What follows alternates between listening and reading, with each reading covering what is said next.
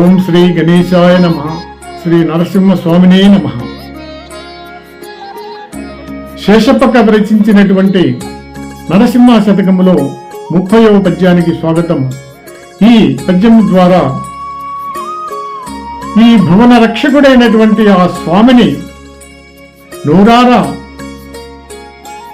పాడనిది ఎందుకు పనికిరానటువంటి పాడుబడిన నూతి లాంటిది, నిన్ను కనులారా చూడనటువంటి ఆ కనులు వృధా అని ఈ విధమైనటువంటి నీ కథలు వినని చెవులు రాతిలోని రంధ్రములతో సమానమే గాని మనిషి రంధ్రాలు ఎలా అవుతాయి? మనిషికి చెవుల రంధ్రాలు వృధా కదా అని చెప్తున్నటువంటి భక్తి రసవత్తమైన ఈ 30వ పద్యం.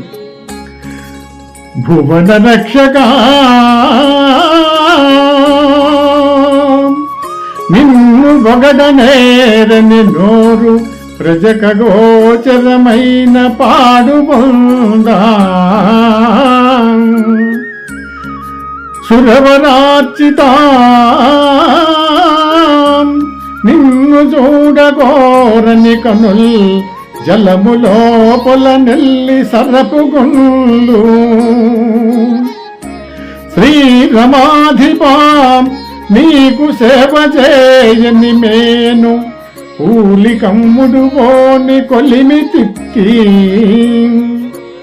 వేకతో నీ కథల్ వినని కర్ణంబులు కఠిన శిలాదుల కలుగు దొరలు. స్వామి పద్మలోచన నీ మీద భక్తి లేని మానవుడు, నీ మీద భక్తి లేని మానవుడు రెండు పాదాల మహిషమయ్యా, రెండు పాదాల మహిషమయ్యా.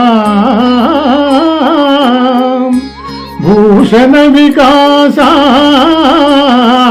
శ్రీధర్మపుర నివాస దుష్ట సంహార నరసింహ దురిత దూరా. ఓ నరసింహస్వామి, నిన్ను నితించని నోరు పాడుబడిన గొయ్యి, నిన్ను చూడని కన్నులు నీటి మొగ్గలు, నీ సేవ చేయని తనువు పనికి మాలిన తిత్తి, నీ కథలు వినని చెవులు రాతిలోని రంధ్రములు, నీ మీద భక్తి లేనివాడు రెండు కాళ్ళ పశువు. ఎంత భక్తిని ప్రేరేపిస్తూ మనకు అందించినటువంటి మహత్తరమైనటువంటి పద్యం ఇది. జై శ్రీ నరసింహస్వామిని నమః.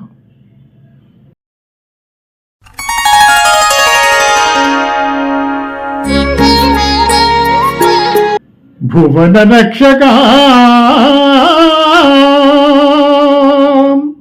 నిన్ను బొగడనేరని నోరు ప్రజక గోచరమైన పాడుబొందా సురవరార్చిత నిన్ను చూడగోరని కనుల్ జలము లోపల నెల్లి సరపుగుండు శ్రీరమాధిపాం నీకు సేవ చేయని మేను కూలి కమ్ముడు పోని కొలిమి తిత్తి వేకతో నీ కథల్ వినని కర్ణంబులు కఠిన శిలాదుల కలుగు దొరలు. స్వామి పద్మలోచన నీ మీద భక్తి లేని మానవుడు, నీ మీద భక్తి లేని మానవుడు రెండు పాదాల మహిషమయ్యా, రెండు పాదాల మహిషమయ్యా. భూషణ వికాస శ్రీధర్మపుర నివాస దుష్ట సంహారా నరసింహ దురిత దూరా. ఓ నరసింహస్వామి, నిన్ను నితించని నోరు పాడుబడిన గొయ్యి, నిన్ను చూడని కన్నులు నీటి మొగ్గలు, నీ సేవ చేయని తనువు పనికి మాలిన తిత్తి, నీ కథలు వినని చెవులు రాతిలోని రంధ్రములు, నీ మీద భక్తి లేనివాడు రెండు కాళ్ళ పశువు. ఎంత భక్తిని ప్రేరేపిస్తూ మనకు అందించినటువంటి మహత్తరమైనటువంటి పద్యం ఇది. జై శ్రీ నరసింహస్వామిని నమః.